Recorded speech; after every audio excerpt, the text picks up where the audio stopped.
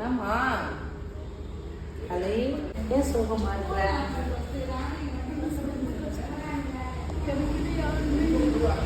அப்பா இல்லை, அம்மா இல்லை, டிக்கெட் ஆறுதல் சொல்லுவோம் யாரும் இல்லை, நல்லா விசாரிக்கணும் யாரும் இல்லை. அதாவது புள்ள இருக்கு, ஏன் மாறுன்னு தெரியல. கஷ்டமா இருக்கு. கூட இருக்கிறாரு. பைபிள் ஒரு வார்த்தை சொல்லப்பட்டிருக்குது, ஒருவனை ஒரு தாய் தேற்றுவது போல ஏசப்பா நம்மளை தேற்றுவாராம். நீ தாய் இல்லைன்னு அழுவுறல, மனுஷரா நான் ஒரு தாயை போல ஒன்று தேற்றுவேன், ஒரு தகப்பனை போல ஒன்று சுமப்பேன், நீ கவலைங்காதம்மா.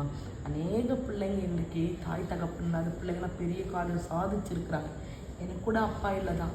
எங்கள் அப்பா நான் வாலிபத்தில் இருக்கும்போது மறித்து போயிட்டார். இன்னும் எனக்கு யார் இருக்கிறா அப்படின்னு சொல்லி கலங்கும் போது ஏசப்பாவே எனக்கு அப்பாவாக இருந்து இன்னைக்கு இதுவரை என்ன அநேகரை தேற்றும்படி அநேகரை உருவாக்கும்படி என்னை வச்சிருக்கிறாரு.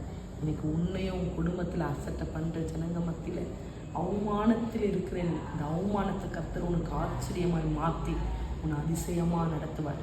கண்மான தேவ ஜனங்களே, இன்னைக்கு கூட நீங்கள் அம்மா இல்லை, அப்பா இல்லை, என் வாழ்க்கையில் யாருமே இல்லை, சொந்தங்கள்லாம் மதிக்கவே மாட்டுது, யாரும் என்னை ஒரு பொருட்டாக கூட நினைக்க மாட்டாங்கன்னு சொல்லி நீங்கள் அழுவலாம். எனக்கு அன்பான தேவச்சனை ஆண்டவர் சொல்கிறாரு, ஒரு தாயை போல நான் உன்னை தேய்ச்சுவேன். எனக்கு எல்லாம் உன் தாய் தகப்பன் இருந்து செய்யாததா ஏசப்பா உன்னை கொண்டு செய்வார். ஏசப்பா என் வாழ்க்கையில் அதுதான் செய்தார். என் தகப்பனும் தாயும் செய்யாததை ஏசு என் வாழ்க்கையில் செய்து என் சொந்த ஜனங்க மத்தியிலே என்னை கர்த்தர் உயர்த்தி வச்சிருக்கிறார்.